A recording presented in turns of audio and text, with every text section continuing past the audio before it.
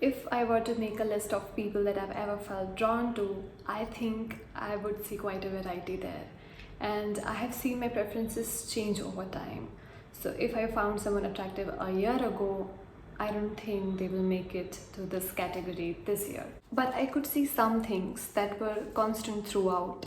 And even though they maybe didn't matter at the first that I saw them, but at some point of time, they ended up making a lot of differences. And these are the points that I believe matters to everyone. So for today, I have tried my best to keep my personal preferences aside and jot down a list of traits that someone can have that can make them desirable. Now, when I was doing that, I could visibly see these traits to be falling into two different categories. I would say one is cover of the book and the other is content of the book. The cover, as the name suggests, will talk about things that I can visibly see. I don't have to talk to the person to know about these traits, and the content will be something I will get to know later on when I get to know them or I get to talk to them. Now, why this matters a lot is because I have seen so many times that I felt drawn to someone when I first saw them, and then when I talked to them, that was instantly out. And at the other times, I didn't notice someone until I happened to talk to them and I found them to be quite a catch. First and foremost, the looks, as in the symmetry of your face, your special features, and the structure of your bones. Now, this is quite subjective, so even if you have it, you don't have it, and even if you don't have it, you still have it. As in, I find cute over handsome. So handsome, yeah, maybe good for everyone, not for me. Same way, if someone else prefers handsome, no matter how cute you are, it's not gonna do anything. So for this, even though you can change your features by the styling of your hair and your beard, I say you do you, because I believe each type has its own admirers. Next is hygiene and grooming. Now, if you are a woman, you know that a little trim for your eyebrows and a little bit of lip balm makes much more difference than a full face of makeup. You don't want to smell bad, and you definitely don't want to have bad breath. I think that's self-explanatory. Next one is interconnected. It's having a good skin and good hair, and the one that suits you. Nothing makes me feel more beautiful than the fact that when I wake up and look in the mirror, I don't hate my skin. I don't have to have beautiful eyes and colored lips in the morning. But if I see that my skin is healthy and my hair is healthy, that's all I need. And I think it's true for everyone. Everyone likes it when someone has naturally good skin. Now, what do I mean by naturally good skin is not that you were born with it, because believe me, when you see someone having a good skin, it's because they are working hard over it. It's not because it was natural for them, at least most of the time. Next is having a unique sense of style. Now, I don't mean that you need to wear same type of clothes every day. But I mean, if you can pull off everything that you wear, that would be a plus for me. Believe it or not, your clothes can make or break your looks. You know, sometimes you look at someone from, let's say, miles away. I'm just exaggerating, and then you notice them, and even if they're not that good looking feature-wise, science-wise, it doesn't matter to you because they know how to carry themselves, which is another very important point that I'll talk about later. And I think this one is the most important in the cover of the book section. Next one is smelling nice.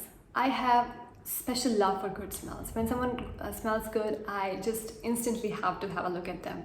And they get my instant approval for some reason. And the last one is being in shape.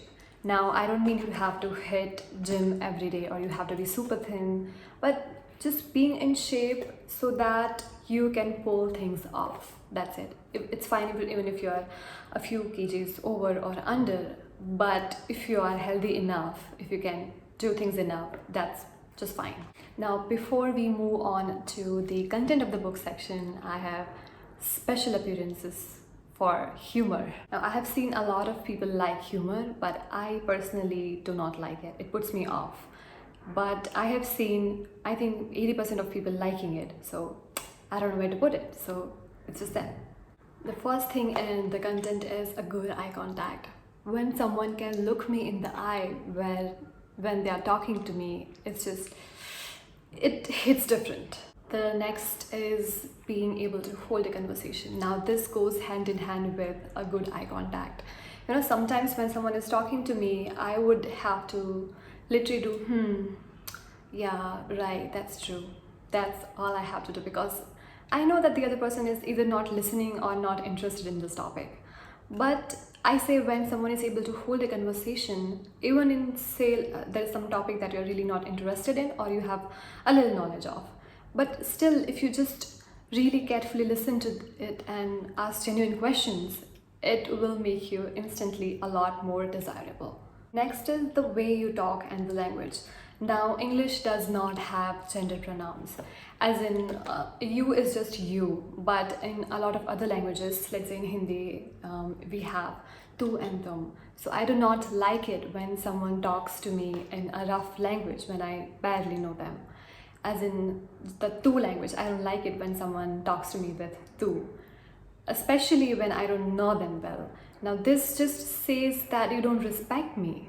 It might be a little controversial, but I think everyone likes to be treated with respect. There might be some exceptions, but in overall, I think everyone likes it when the opposite gender especially gives them a lot of respect and have a lot of mannerism. Mannerism is another important aspect. Now, I remember this one instance where I was working at my office and I happened to talk to this person. I went to their table and I was standing, since it was a real quick question and there weren't any empty seats. So this guy stood up for me because I was standing, so he stood up for me as well. Now, instant respect, nothing can beat this. Now, I'm not really promoting the opening car door culture and everything. If you like to do it, you do it. I personally like it, but I'm not saying that you have to do that. But I'm just asking for some basic respect and some mannerism. At least do not close the door on my face if you're walking before me. Next is how you carry yourself. Now, this is different than confidence.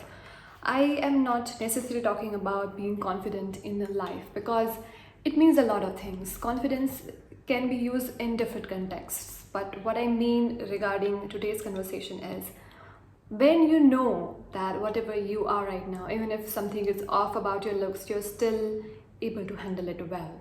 Even if something goes wrong, you can just be humble and say, oh, I thought you meant this, and you can just go about the conversation. That's what I'm talking about. Next is having a passion or something that you are good at. Now, this seems like this doesn't fit anywhere, but when someone talks about something that they love, they are a lot more attractive, I think, at least to me. And the last one is kindness and having a good heart.